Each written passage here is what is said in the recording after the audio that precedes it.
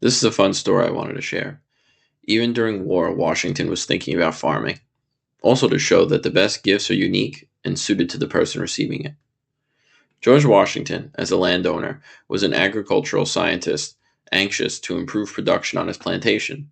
His political experiences brought him into contact with agriculturalists from around the world, and his military experiences, including the challenges of moving troops and equipment long distances. All of this explains why the cosmopolitan gentleman, who was America's first president, also knew a lot about donkeys.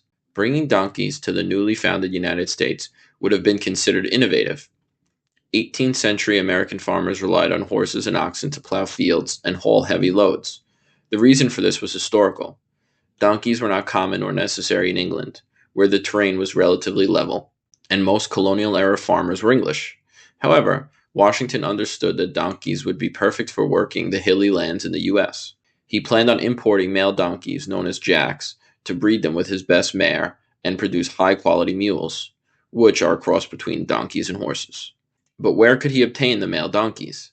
The best donkeys in the world came from Spain. Spain recognized the superiority of its animals and made it illegal to export them out of the country. Donkeys were a protected national resource. Washington would therefore need permission from the Spanish king, Carlos III, to get Spanish donkeys from Mount Vernon. Washington made his first attempt to acquire a donkey during the Revolutionary War. Unfortunately, Juan de Morales, the Spanish agent with whom he worked, died in April of 1780 before Washington could obtain the animal. After the war, Washington returned to Mount Vernon to renew his efforts to bring Spanish donkeys to the U.S. In July 1784, he wrote to Robert T. Howell for assistance. I am convinced that a good jack would be a public benefit to this part of the country, as well as private convenience to myself. An ordinary jack I do not desire. I will describe therefore one as I must have, if I get any. He must be at least 15 hands high, well formed, in his prime, and one whose ability for getting colts can be ensured. This was something more than a personal request from Washington. It quickly evolved to include government officials from the U.S. and Spain. Howell asked Richard Harrison, the consul for the United States in Cadiz, and William Carmichael, the U.S. charge of affairs at the Spanish court, for assistance. Carmichael connected with the Spanish foreign minister, who obtained King Carlos's permission in November 1784. Carmichael reported the good news back to Washington on December 3rd, 1784, writing, "The king has not only condescended with pleasure to permit the extraction of the jackass which you solicit on account of General Washington, but further his majesty desirous that his commission should be executed to the entire satisfaction of so distinguished a personage, has ordered me to look out for and place at your orders 2 of the best of those animals, in case that an accident should happen to one on the passage. I shall advise you when they are ready." But Carmichael was worried about Washington accepting a favor from the Spanish king. "I must confess sincerely that I shall be uneasy until I have your approbation.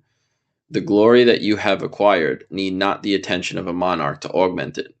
But you are now a citizen of the United States, and as such will interest yourself in the small circumstances that can contribute to its prosperity. Washington could be grateful, but must give no impression of being bribable."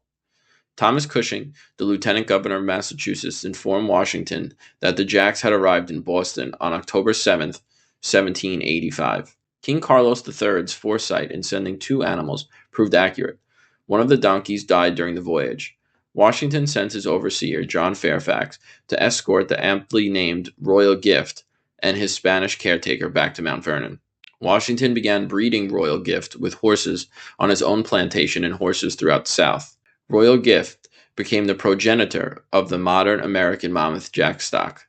In 1785, there were 199 horses at Mount Vernon.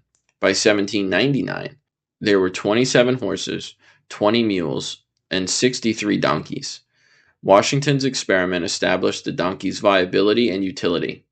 According to the American Mule Museum, by 1808, the U.S. had an estimated 855,000 mules worth an estimated $66 million.